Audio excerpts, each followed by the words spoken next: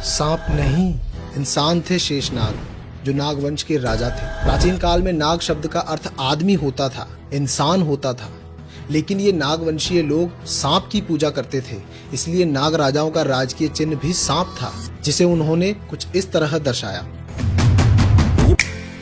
यही कारण है कि समय के साथ नाग शब्द का अर्थ इंसान से बदलकर सांप हो गया।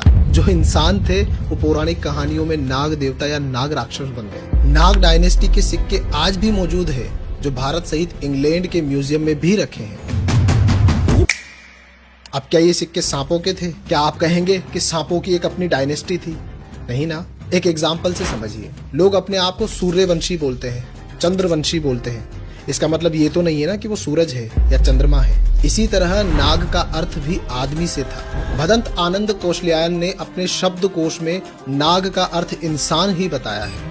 इन्हीं नागों के नाम पर आज कई स्थान हैं, जैसे कश्मीर में अनंतनाग, राजस्थान में नागौर, मध्य प्रदेश में नागदाह, महाराष्ट्र में नागपुर। इन्हीं के नाम पर नाग लिपि नागिरी लिपि रही है। भारत में आज भी नाग पंचमी मनाई जाती है, जो नागवंश से संबंधित है।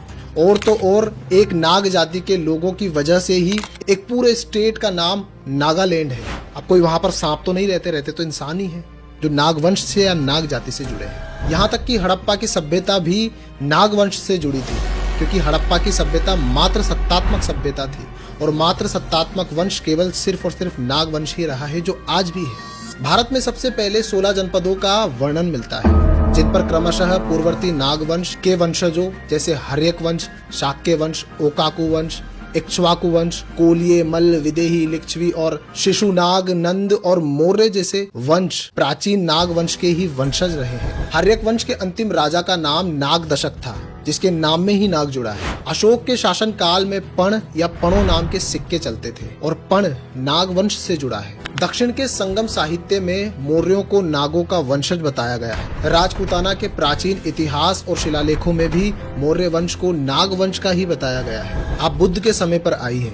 बुद्ध के समय पर रामगाम के कोलिये राजा नागवंशीय थे। सम्राट अशोक ने बुद्ध के धातु अवशेषों पर बने 8 स्तूपों में से 7 स्तूपों को खोलकर उनके धातु अवशेषों को 84,000 हिस्सों में बांटकर 84,000 स्तूपों का निर्माण करवाया था। लेकिन एक स्तूप को अशोक नहीं खोल पाए थे, और वो यही स्तूप था, रामगाम का स्तूप, जिसे नागों ने सम्राट अशोक को देने से मना कर दिया था। इसकी कहानी पूरे बौद्ध ग्रंथों में बिखरी पड़ी है, यहाँ तक कि पत्थरों पर, शिलाओं पर भी अंकित है। बौद्ध ग्रंथ ललित विस्तर में खुद बुद्ध को भी ओकाकू यानी कि इक्ष्वाकु कुल का नागवंशी बताया गया है। नागवंशी इक्ष्वाकु ही बाद में शाक्य, कोलिये, मल्ल, लिच्छवी और मौर्य जैसे नाम से जाने गए। वकाटक वंश भी नाग ही थे।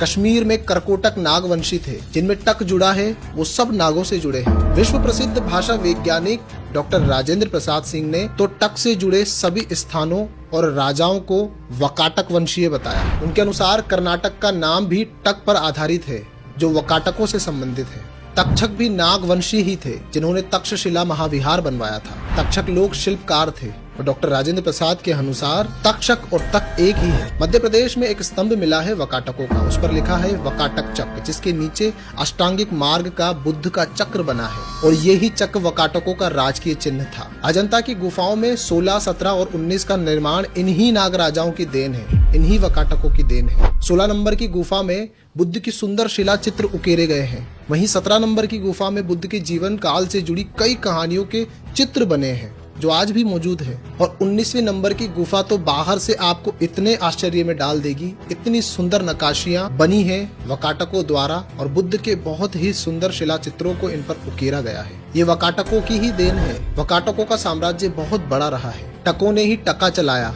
जो आज भी बांग्लादेश की मुद्रा है। इन्हीं के नाम पर टकसाल है, जहाँ सिक्के बनाए जाते हैं। पंजाब में आज भी टक भाषा है, और लिपि है टाकिरी लिपि। जैसे नागों की नागिरी लिपि, वैसे ही टकों की टाकिरी लिपि। तक्षक और टक एक ही है डॉक्टर राजेंद्र प्रसाद के अनुसार।